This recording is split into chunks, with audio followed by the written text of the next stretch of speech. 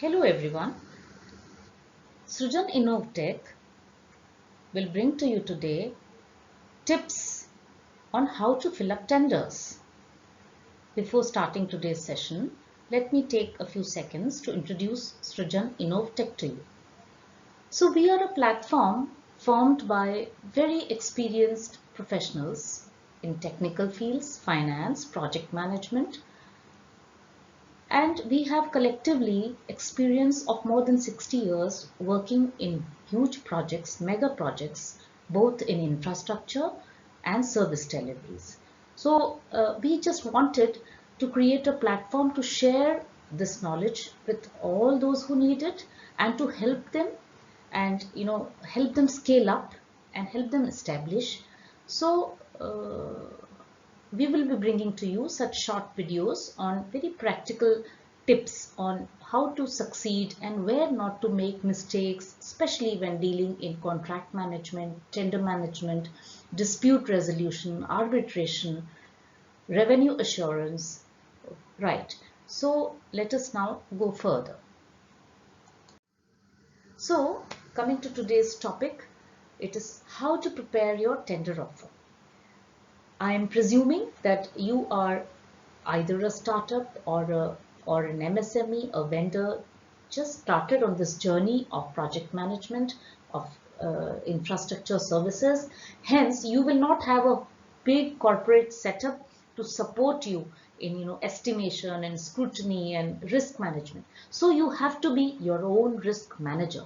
So these tips which we have collected based on our experiences will give you an idea of what to do and what not to do. So let us start. So first, when you get a tender, download a tender from the website, you look at the tender document, right? So what are the things which you really need to focus on and pay attention on? First, of course, is the bill of quantities. That is the schedule, the tender schedule that you have to read carefully. Then you also have to see the completion period which is mentioned. You have to see whether the completion period includes monsoon or it excludes monsoon months. And are there any milestones mentioned that within 3 months you have to complete this activity, in the next 3 months you have to do this, and whether any associated penalties are there. So that also you have to check, because sometimes the customer is very strict and will impose penalty on you, thereby affecting your profit. Then the scope of work, you need to really study very carefully what is in your scope, what is in the client's scope. Has the scope been properly understood by you? If not, then you please note down what issues do you need to understand in more detail, so that you can approach the customer, ask them. Then the site of work also, you have to check really carefully whether it is at a single location or whether it is distributed across many locations, because this will again imply additional costs of transportation, of logistics, accommodation, storage, and so many things, supervision. So this also you have to check, and this will be mentioned in the tender document. So just don't blindly quote by the bill of quantities. The point is that. Then in the site of work, not only single location or distributed, you also have to see that what type of location is it. Is it accessible easily by road? Is it located near a railway station or a bus station? Are there good roads leading to it? Is it in a area where law and order problems are there, in a Naxalite area, for example, or a highly industrialized costly area like Mumbai? So that also you have to see. Then when you scrutinize the bill of quantities, you have to check very carefully the technical specifications which are mentioned for each item. You have to check whether the IS certification number is given or not, IS number is given or not, or any some standard specification. Whatever that department is following is mentioned. Some drawing is given to that add to that specification or not, so that you get the quotation from your sub vendor, or you get the uh, material made according to that later on. Otherwise you will have to do rework and it will be material will be rejected. So again it will be a financial loss for you. You have to check in the specifications whether any particular makes or models are specified, mentioned.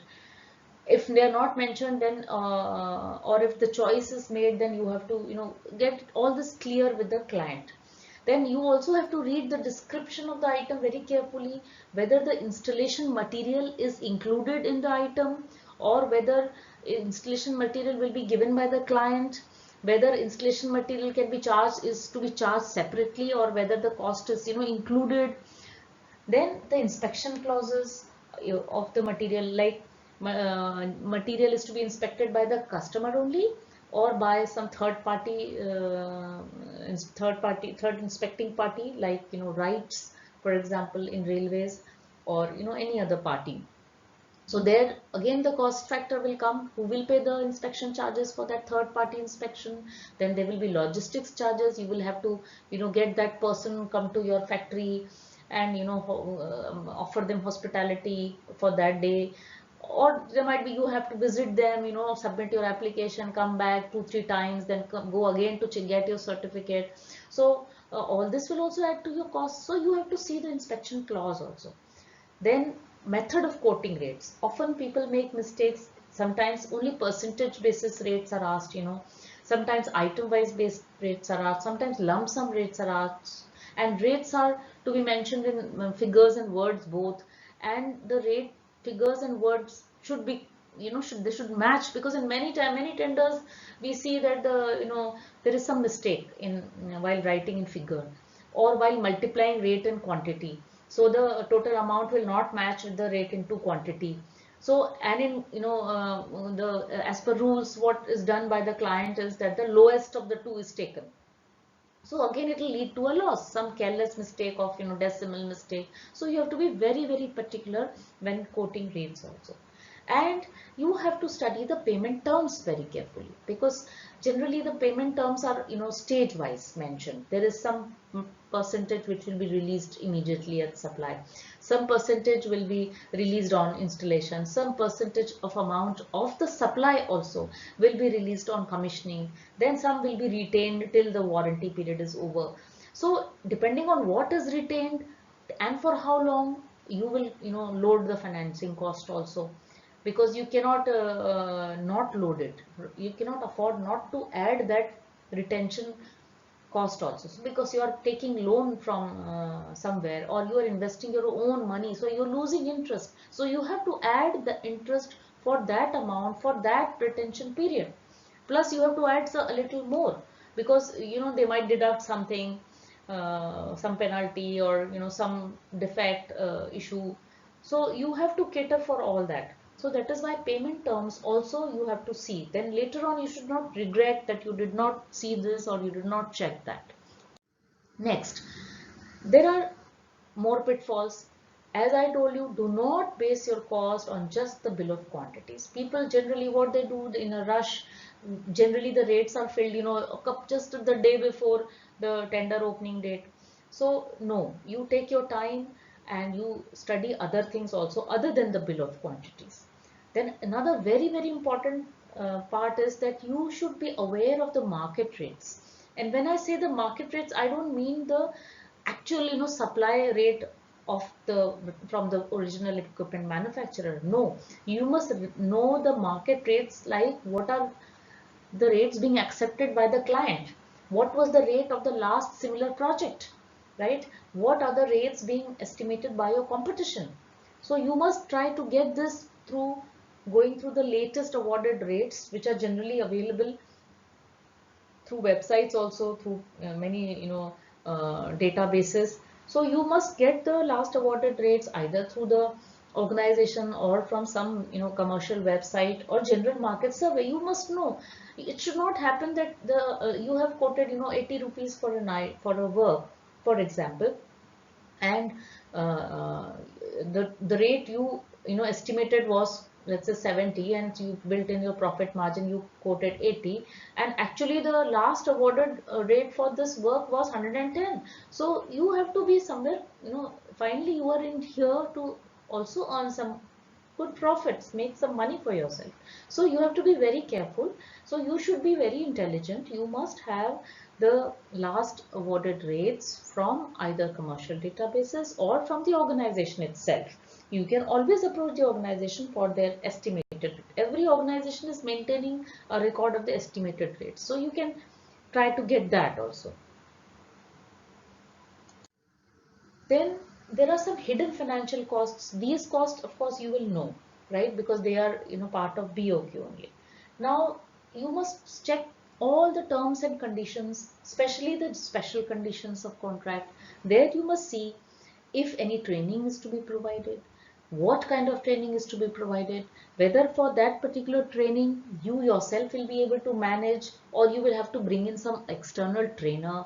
So that external trainer, the training material, the training venue, the cost of logistics, all that has to be accounted for when you are preparing your tender bid. You have to take into account that training cost also. Then is there any maintenance support mentioned in the tender document? Is there warranty clause mentioned?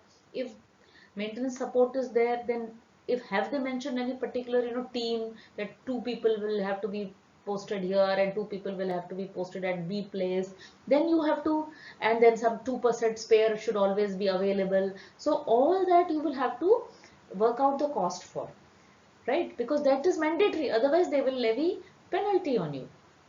Then while doing the work and even later while doing the maintenance support, whether electricity and utility charges should be included, what is mentioned in the document, whether it will be given free of cost to you, whether it will be given at all or you are to make your own arrangement. Then water availability when you're doing infrastructure project using concrete, there you need water also, right? So for that, is the water available or free of cost available or you have to bring from outside? So all this expense you have to add to your offer. Then sometimes in the tender documents, it is also mentioned that communication facilities are to be provided. VHF sets for the team are to be provided. Mobile communications facilities to be provided. Testing and measuring instruments are to be provided. The department or the client will not provide any test and measurement instrument. So then you have to either lease or buy. So that cost also you have to add. Then site conditions, right? Depending on the site conditions, you have to, and where your office or setup is located, you have to add transportation costs, material transportation, team transportation, their boarding and lodging costs. Either you have to hire some flat or something or some house, or you have to hire some rooms in a lodge. Then space for labor to live temporarily. If it is an infrastructure project, you need labor also. So whether the client will provide space for them to live, erect their temporary houses, whether it will be free or not, or will you have to pay some charges, whether the client will provide some space for material storage, and if they provide, whether it will be free or not, otherwise you will have to hire a storage room. Then what are the prevalent rates for that particular area? Because rates vary, in Mumbai the rates are very much higher, in Goa rates are very high, but if you go to UP and MP, the rates are not so high. So what are the prevalent labor rates for that particular area?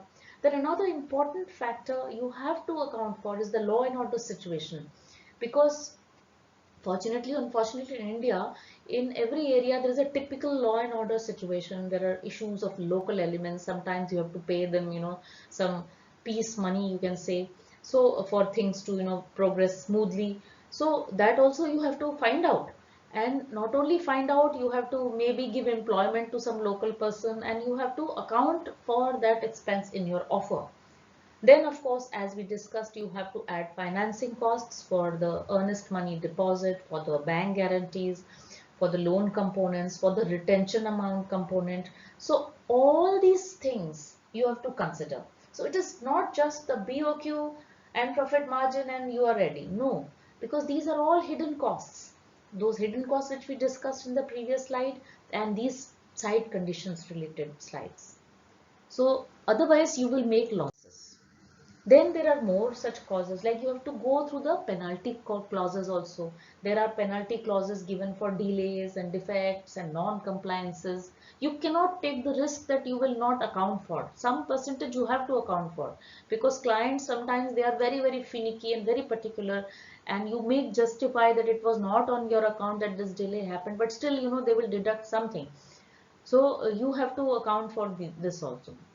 Then, as we discussed earlier already, inspection clauses and inspection charges. Who will bear the inspection charges, right, for a particular material? And then third-party inspection expenses are also there. Then payment terms, retention amount, milestone payments, incentives, all this you have to see if incentives are there, and if you feel those incentives are achievable. Sometimes incentives are mentioned, but they are not really practically achievable. So if they are achievable, then accordingly you modify your offer.